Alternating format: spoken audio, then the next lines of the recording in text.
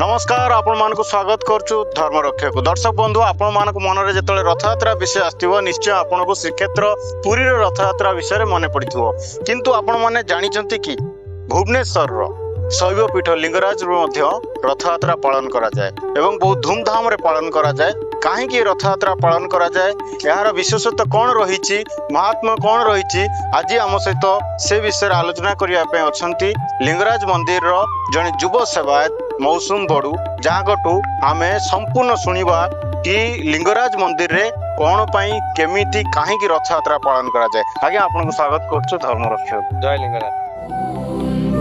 भूर्भुवस्वः तत्सवितुर्वरेण्यं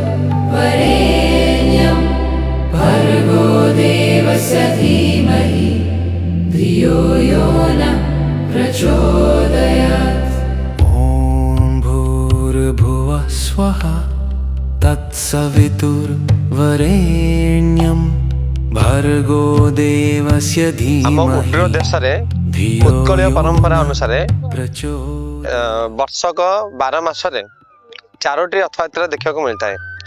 ये उड्र राजराजेश्वरी विरजा देवी पीठ, महाप्रभु श्री जगन्नाथंकर नीलाद्रि क्षेत्र, महाप्रभु श्री लिंगराजंकर सोनाद्रि क्षेत्र एवं अट्क क्षेत्र कोणार्क। महाप्रभु श्री लिंगराजंकर रुकुणा रथयात्रा बासंतिक गुप्त नवरात्र अनुष्ठित होता है। महाप्रभु लिंगराजंकर ए रुकुणा रथयात्रार नामकरण मध्य जी कि रुकुणा बा रक्त स्वर्णिम रंगरे वर्णित ताहाकर नाम ही रुकुणा रथ। महाप्रभु श्री लिंगराज एही दिन एही ठारे ही 10 भुजारे त्रिपुरासुर वध पई बाण छाड़िथिले बा धनुष बाण 3 लोक छाड़ी जहाँ देखा मिलता है। पुराण शास्त्र अनुसार यही दिन महादेव ब्रह्मलिंग त्रिपुरासुर वध यहीटारे ही 3 लोक को सारंग धनुरे धनुबाण छाड़ी। महाप्रभु श्री लिंगराजंकर अशोकाष्टमी रथ रूप पचित यही रथयात्रा महाप्रभुंकर तृतीय जुगरे प्रभु रामचंद्र सहित जड़ित। बहुत कम लोक जानते जेहेतु ये गुप्त काशी ये गुप्त क्षेत्र प्रभु श्री रामचंद्र सपरिवार सह ब्रह्म हत्या दोषर मुक्ति पाई भुवनेश्वर एकाम्र क्षेत्र यात्रा करते। तृतीय जुगर कथा दिने प्रभु श्री रामचंद्र राजसभा चली थाए। महाप्रभु जो पुरुषोत्तम श्री रामचंद्र लंका विजय पर सपरिवार सुखरे दिन काटुता। दिने देव ऋषि वशिष्ठ एवं वामदेव नजर कले महाप्रभु रामचंद्रंकर श्रीमुख मलिन पड़े। यार कारण जानवाक जिते सी तपोबल बसिले जना पड़ा कि ब्रह्म हत्या दोष लगी से पापर मुक्ति पाई गंधर्व नदी तटरे थिबा एकाम्र क्षेत्र ब्रह्मलिंगर दर्शन पाई आदेश मिलता। से आदेश अनुजाई चैत्र मास शुक्ल पक्ष अष्टमी तिथि प्रभु श्री रामचंद्र एठारे सपरिवार सह पहुंची। महाप्रभु को दर्शन करने पूर्व रामचंद्र एठारे एक लिंग स्थापन कर पूजा अर्चना करते जार नाम रामलिंगेश्वर रामेश्वर यात्रा। यही यात्रा अन्य नाम रामेश्वर यात्रा। से राम तीर्थ अच्छी जो रामचंद्र स्नान करते एठारे देवसभा अनुष्ठित होता। ए रथर ना है त्रिपुरा विजयी रथ।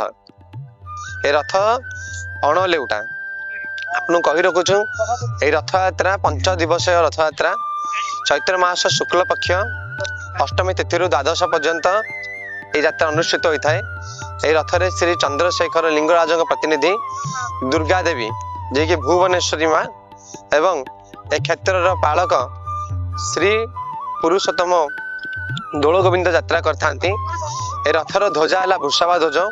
ए रथ उपर वृषभ सिंहासन अच्छी। महाप्रभु लिंगराज जो सिंहासन विराजमान करते से सिंहासन नाम है मंदरांचल।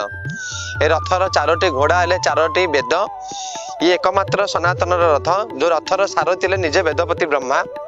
ए रथर जो 4टी चक अच्छी ये दक्षिण भागर जो चक रहिले सी हेले निजे सूर्य। आमर एपट वाम पार्श्वर जो मान रही से चंद्र कृष्ण पक्ष शुक्ल पक्ष उत्तरायण दक्षिणायन। ए रथर दौड़ी से निजे बासुकी नाग। ए रथ स्वतंत्र एक पूजा विधि अनुष्ठित होता है। ये महाप्रभु लिंगराज विराजमान करथांती। ए रथर नाम मध्य है विजया ध्वज।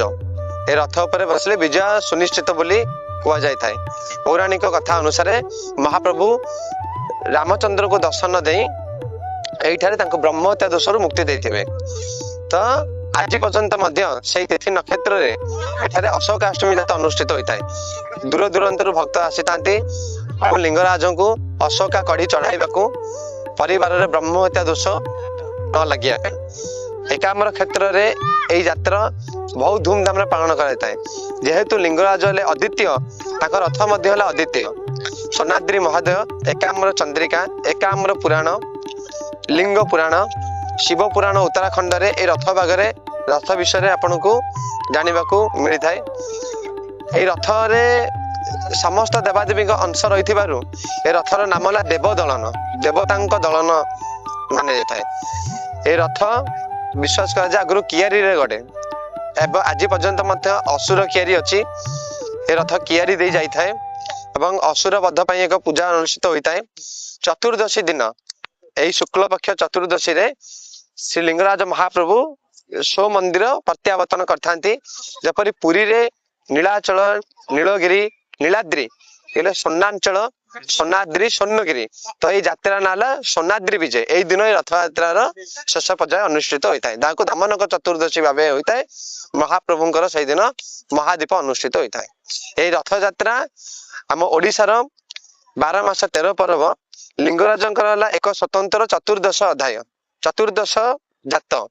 ଏ ଜାତ ଏକ ସ୍ୱତନ୍ତ୍ର ଜାତ ଭାବେ ପରିଚିତ।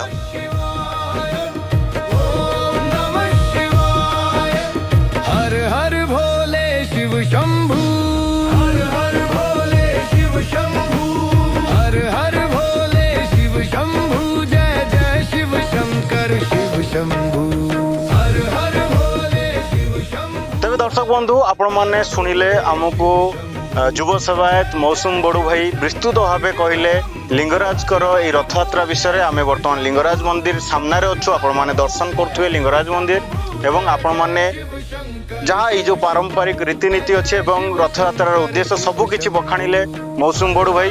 ତେବେ ଆପଣମାନଙ୍କୁ ବହୁତ ବହୁତ ଧନ୍ୟବାଦ। ଆପଣମାନଙ୍କୁ ଅନୁରୋଧ, ଆପଣ ଧର୍ମରକ୍ଷକ ଚ୍ୟାନେଲଟିକୁ ଦେଖନ୍ତୁ ଏବଂ ଆମର ଯେଉଁ ଐତିହ୍ୟ ପରମ୍ପରା ଅଛି ଏହାକୁ ଅଧିକରୁ ଅଧିକ ସେୟାର କରି ଅନେକ ଲୋକଙ୍କ ପାଖରେ ପହଞ୍ଚାନ୍ତୁ। ଧନ୍ୟବାଦ। ଆପଣଙ୍କୁ ବି ବହୁତ ବହୁତ ଧନ୍ୟବାଦ, ଆପଣ ସମୟ ଦେଲେ ଆମକୁ। ମହାପ୍ରଭୁଙ୍କର କଥା କହିଲା ବେଳେ ସେ ନିଜେ ହିଁ ଡାକିଦେଲେ।